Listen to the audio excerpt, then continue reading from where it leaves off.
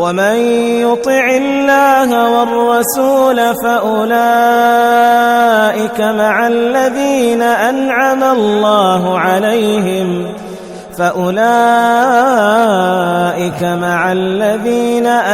الله عليهم من النبيين والصديقين والشهداء والصالحين وحسن أولئك رفيقا. The prophets, peace be upon him, journeyed to Taif.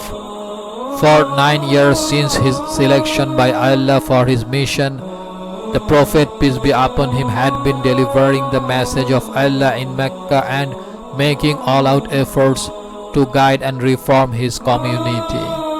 Excepting a few persons who had either embraced Islam or who helped him, though not accept his creed.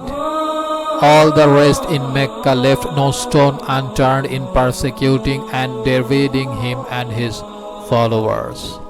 His uncle Abu Talib was one of those good-hearted people who helped him in spite of his not entering into the fold of Islam. The following year, on the death of Abu Talib, the Quraysh got a free hand and therefore accelerated their sinister pursuits without check and hindrance.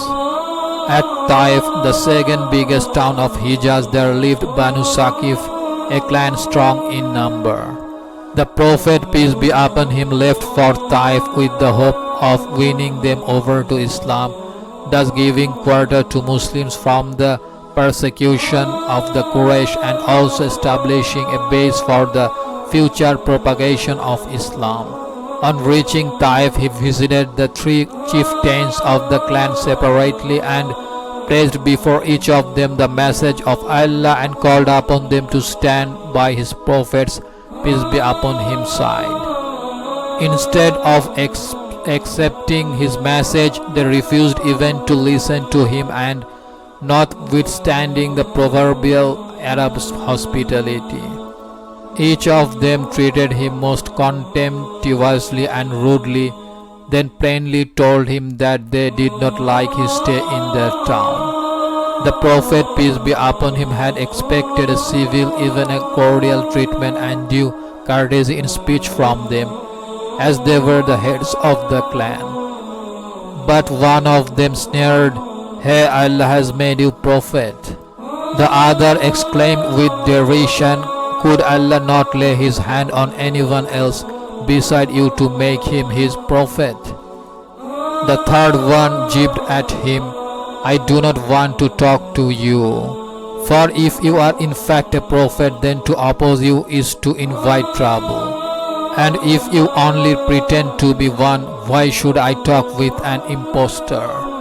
The Prophet, peace be upon him, who was a rock of steadfastness and perseverance, did not lose heart over this check from the chieftains, and tried to approach the common people, but nobody would listen to him. Instead, they asked him to clear off from their own town and go wherever else he liked. When he realized that further efforts were in vain, he decided to leave the town.